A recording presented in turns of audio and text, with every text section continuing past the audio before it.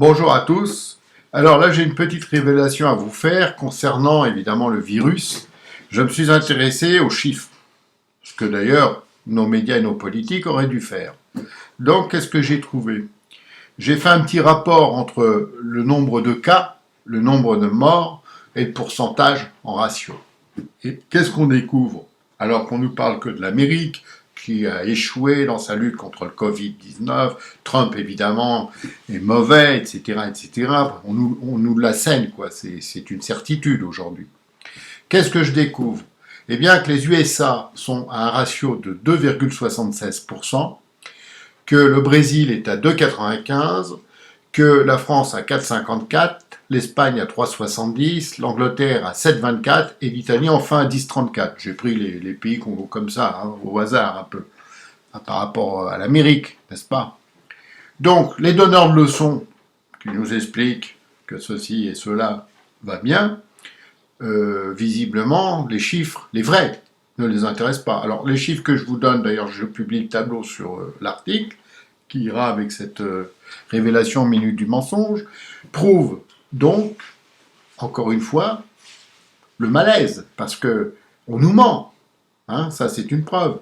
Le fameux masque là, qui était la panacée universelle après qu'il ait été invisible, faute d'en avoir, jusqu'à preuve du contraire, on n'a pas la certitude qu'il empêche ce virus. Et certains grands professeurs ne semblent même pas très positifs à son égard. Mais c'est pas grave, on continue, on est dans un système médiatique avec un système politique qui font que la vérité, eh ben, on repassera un autre jour.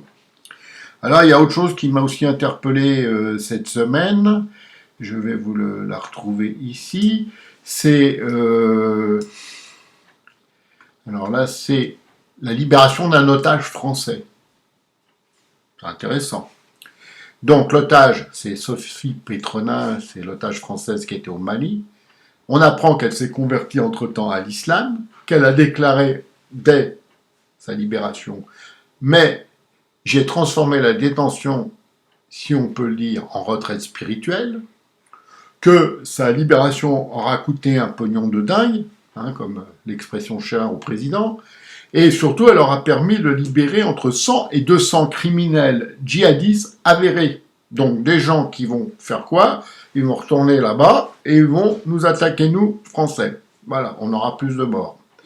Donc là, on est quand même dans un scandale d'État, faut le dire. C'est un vrai scandale d'État, avec digne d'une république bananière.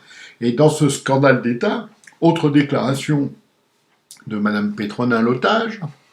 Pour le Mali, je vais prier, implorer les bénédictions et la miséricorde d'Allah, parce que je suis musulmane. Vous dites Sophie, mais c'est Mariam qu'il faut maintenant, que vous avez devant vous. Voilà, c'est ce qu'elle a déclaré à Bamako juste avant de venir en France. Donc, vous voyez, on est vraiment dans le déni total, mais alors total de tout ce qu'on peut appeler une république, une démocratie, et j'en passe, etc.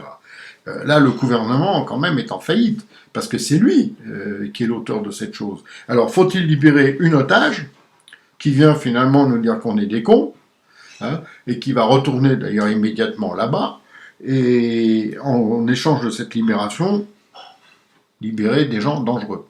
Alors, franchement, il faut y réfléchir un peu quand même. Hein. Ce gouvernement, il est vraiment de plus en plus mauvais. Bon, on va en rester là pour cette semaine. À bientôt, parce que franchement, on est mal, et on est même très mal.